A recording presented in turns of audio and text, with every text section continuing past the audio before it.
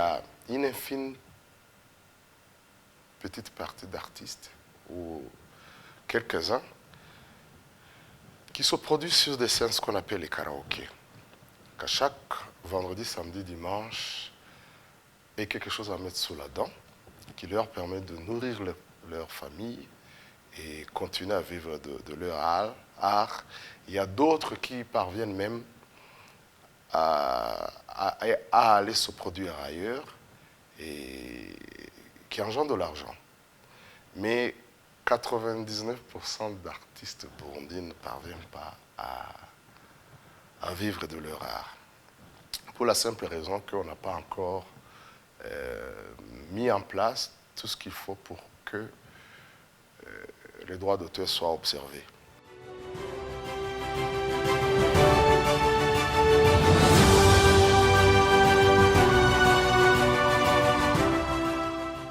Jusqu'à la Deuxième République avec Bagaza, la radio nationale devrait payer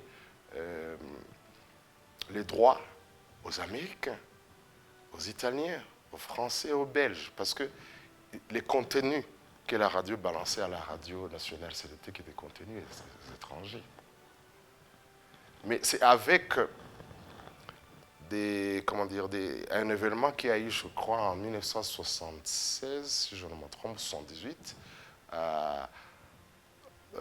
comment on appelle, le Saint-Esprit, là, à Kilili, que juste après, avec la création de ces orchestres dont je vous ai parlé, l'orchestre pour le parti unique, l'orchestre national du ministère de la Culture et l'orchestre Amabano de la RTNB, c'était en définitive arriver à produire une multitude de chansons pour que ces chansons remplacent les diffusions de la radio nationale.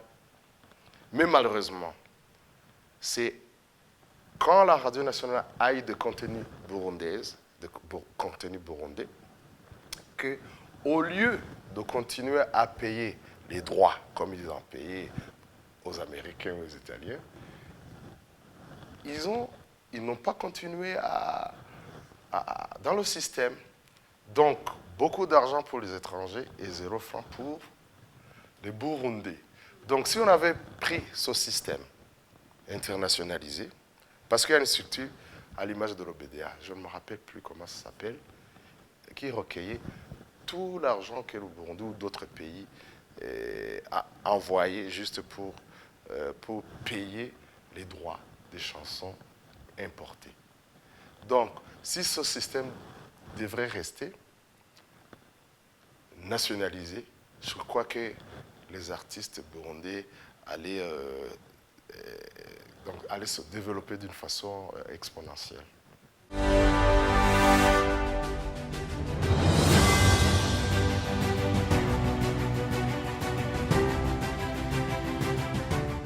Je profite de cette occasion pour remercier l'État de l'époque. L'État de l'époque a pris l'initiative d'organiser certains artistes qui se sont retrouvés dans de bonnes structures.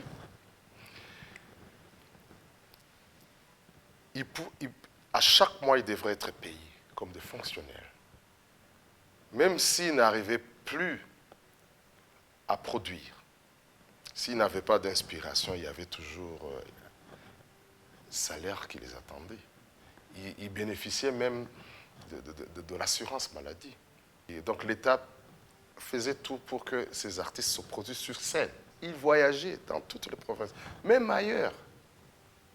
Par exemple, Mabano ne pouvait pas faire, il paraîtrait, ne pouvait pas faire une semaine sans se produire sur scène, que ce soit à l'intérieur du pays, que ce soit à l'extérieur du pays.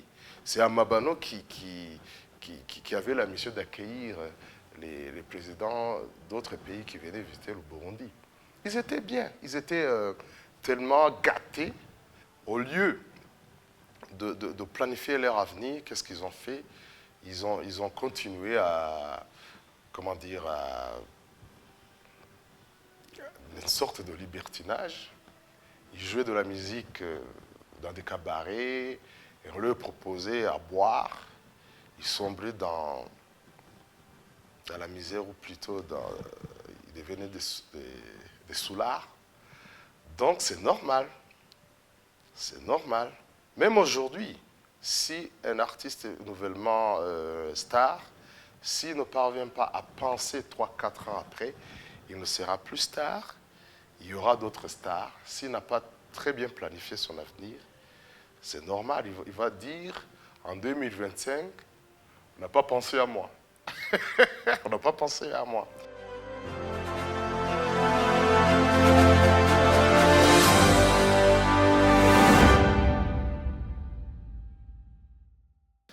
Même ailleurs, il y a des artistes qui peuvent faire 10 ans sans produire. 10 ans sans produire, sans inspiration. Il y en a eu beaucoup, mais qui continuent à vivre. Comment ils font?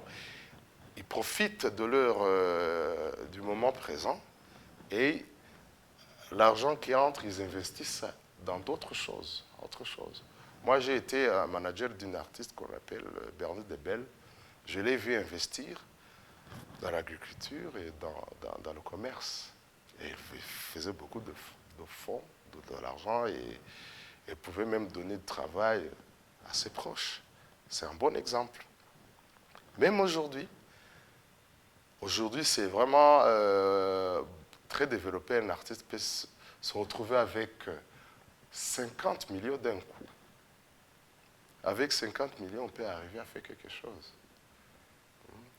Aujourd'hui, on voit des artistes qui prennent des voyages en Asie, en Europe. Je crois qu'ils ne viennent pas les mains vides. Donc, préparons l'avenir en se basant sur le présent.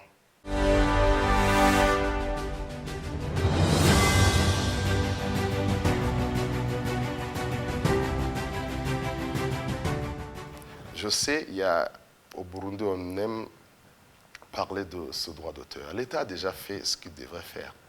Depuis 2005, le président de l'époque a mis en place cette structure, c'est la base, Office burundais des droits d'auteur et des droits voisins.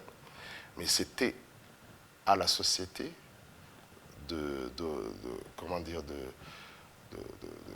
d'exercer leur part, à commencer par les artistes eux-mêmes. Les artistes, actuellement, ils ne veulent pas aller se faire enregistrer, ils attendent de voir le résultat venu de l'OBDA, l'Office burundais des droits d'auteur, et la structure en soi attend que les artistes viennent se faire enregistrer. C'est comme, on dit en français, entre la poule et l'œuf, ce qui est venu avant. Mais on ne peut pas revendiquer son droit si on n'a pas encore enregistré son œuvre. Ça, c'est le plus important. Deuxième chose, il n'y a pas à se dire qu'il manque grand-chose. Tout à l'heure, je disais, la plupart des pays africains ne jouissent pas des droits d'auteur, de droits voisins.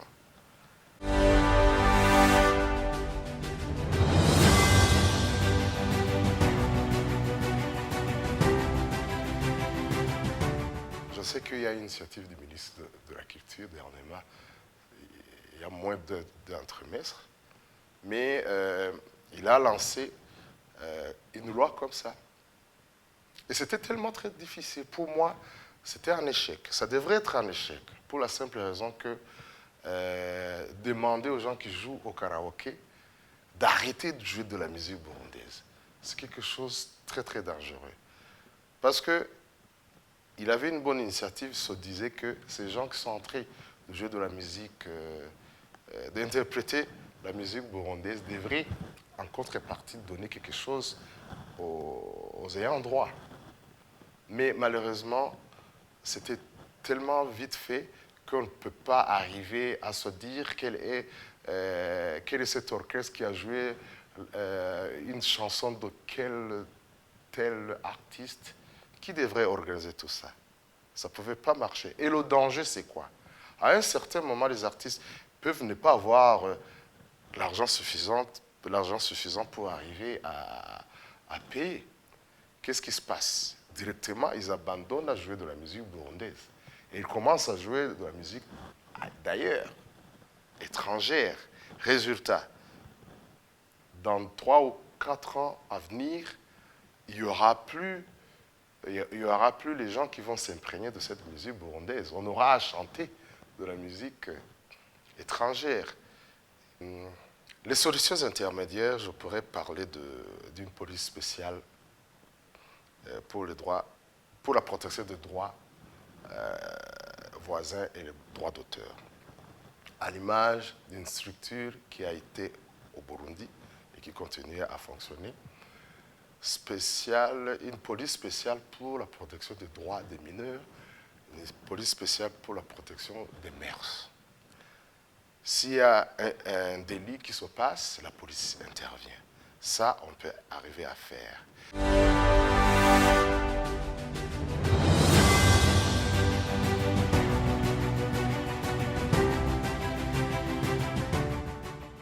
Je vais vous parler d'une expérience qu'on a vécue avec la formation de PASAC. Au Sénégal, il y a eu un président ami d'artistes. Un jour, il invite les artistes, il leur dit « Qu'est-ce que je peux faire pour vous ?» Aux artistes de dire « On veut que vous nous appuyiez pour donner encore plus de force à l'office... Là, on dit Office burundais des droits d'auteur, je crois que ça peut être l'Office sénégalais des droits d'auteur. Alors, les artistes vont essayer de mûrir la question, de trouver des solutions et proposer au président de la République à signer les résultats ou les recommandations. Qu'est-ce qu'ils font? Ils vont aller chercher dans les textes. Concernant le droit d'auteur français, le droit d'auteur américain, le droit d'auteur belge, et ils tirent tous les textes qui peuvent venir à leur avantage, ils mettent ensemble et ils vont proposer au président de la République de signer ces textes à l'avantage de leur office des droits d'auteur. Qu'est-ce qu'ils font?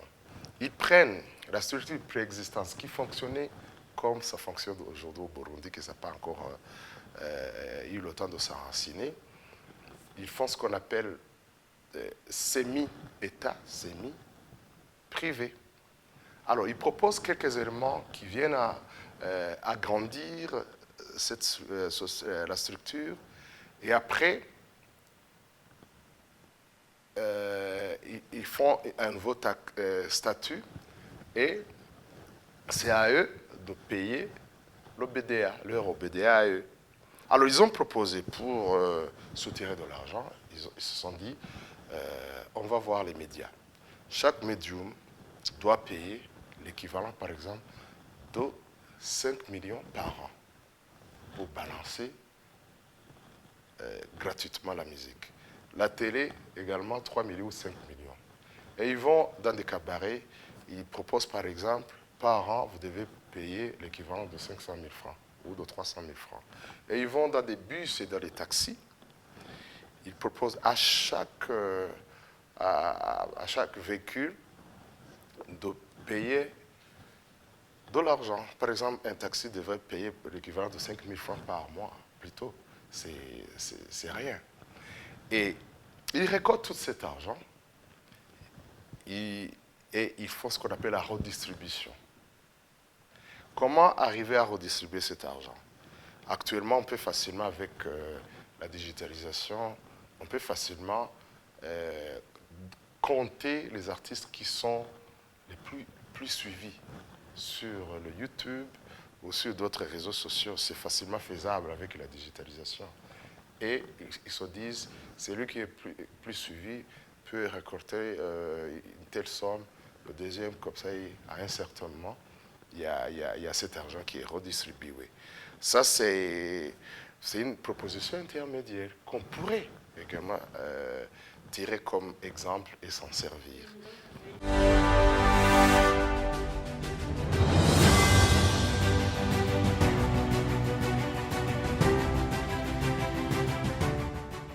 Je crois qu'on devrait renforcer l'OBDA, y mettre des gens